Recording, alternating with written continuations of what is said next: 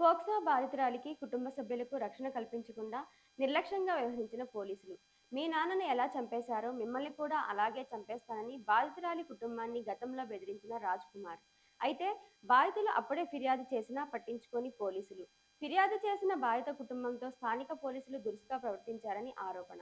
అప్పుడే పోలీసులు కఠినంగా వ్యవహరించి ఉంటే ఇవాళ 6గురి ప్రాణాలు పోయేవి కావని కుటుంబ సభ్యులు ఆరోపణ. ఇది కేవలం పోలీసుల నిర్లక్ష్యమే అని బాధిత కుటుంబ సభ్యులు ఆందోళన చెందారు.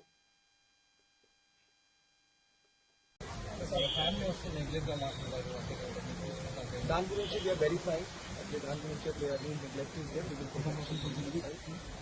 ఎగ్జామిన్ చేస్తున్నాము. ఈ పాత ఫైల్ కూడా చూసాము. Investigation is almost complete in that. But ఈ ఫ్యామిలీ వాళ్ళు definitely they are alleging police పైన కూడా కొన్ని కంప్లైంట్స్ రేజ్ చేస్తున్నారు. We are examining that. వచ్చిన తర్వాత కండిషన్ పోలీస్ ఎస్ అది వచ్చారు. యాంటిసిపేటెడ్ అయిన తర్వాత ఇది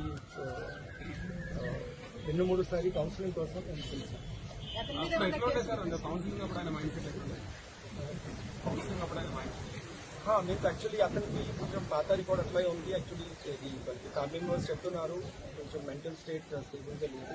అతనికి గ్యాంబ్లింగ్ కూడా అలవాటు ఉంది. దాని గురించి కొన్ని లోన్స్ ఉన్నాయి. ఇంతకు ముందు 240 లోన్స్ ఉన్నాయి. So because of that also he was mentally disturbed.